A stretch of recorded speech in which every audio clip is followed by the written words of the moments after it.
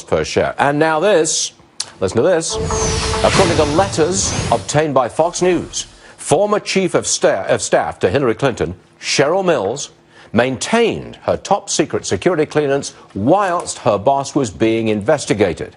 Judge Napolitano is here. All right, what does this mean? A couple of things. Over the weekend, as it does, the State Department released emails on Friday. Yep. Among those were a half dozen in which Mrs. Clinton was talking about drone strikes. Right. By definition, top secret. And some of those were with Cheryl Mills, her then chief aide in the State Department. When Mrs. Clinton left the State Department, she asked John Kerry, her successor, to retain Cheryl Mills' top secret security clearance so that Ms. Mills could be a researcher for Mrs. Clinton as she did whatever research she's going to do after she left the State Department. Then we learned that Ms. Mills sent materials while she worked for Mrs. Clinton, top secret material, to the Clinton Foundation. The Clinton Foundation? Yes, that's called a felony. Catherine Herridge reported 15 minutes ago that Senator Chuck Grassley was just informed that Ms. Mills still has her top security clearance, even though there's prima facie evidence that she committed a felony. So Cheryl Mills could now be charged with this felony, and that charge could be used as leverage to get her to talk about what really went on with Secretary of State Clinton. Is that it? Precisely. So the bad news continues to mount for Mrs. Clinton. Of course, this has nothing to do with Bernie Sanders or the Democratic primaries.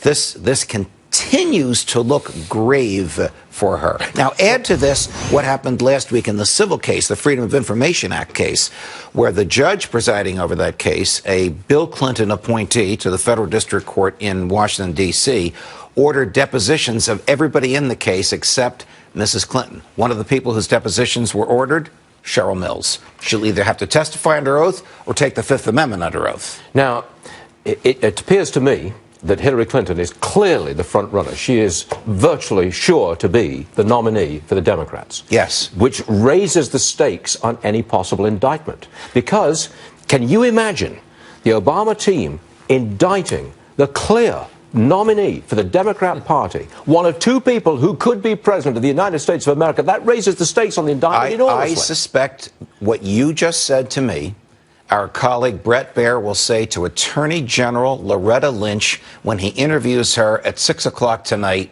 on Special Report. I suspect that that's the type of question that Bret will gear right into. Are you concerned, Attorney General, if there's a perception in the land that your Justice Department might do a favor for the Democratic Party when the evidence of wrongdoing is well documented, known to the public, and overwhelming?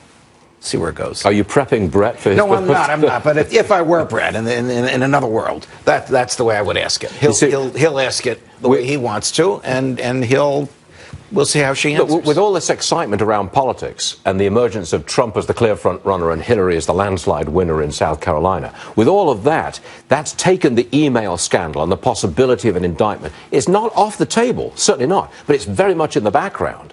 But what you just reported, what Catherine Harris just reported, pushes it right back out front again. Okay, it's out front for the media. And there are times when it recedes from the front burner, so to speak, from the media. It never recedes from the front burner for the 100 or so FBI agents whose job it is to come to a conclusion in this investigation. They couldn't care less about what the media knows. In fact, I honestly think they know this stuff long before we do. Are you really telling me that if an indictment is recommended, but it is not pushed forward by the Obama team, that hundreds of FBI people would walk out en masse? I don't know that to be so. I believe that some would, and I believe that the materials that they sent to the Justice Department will suddenly start showing up here. Right. Here.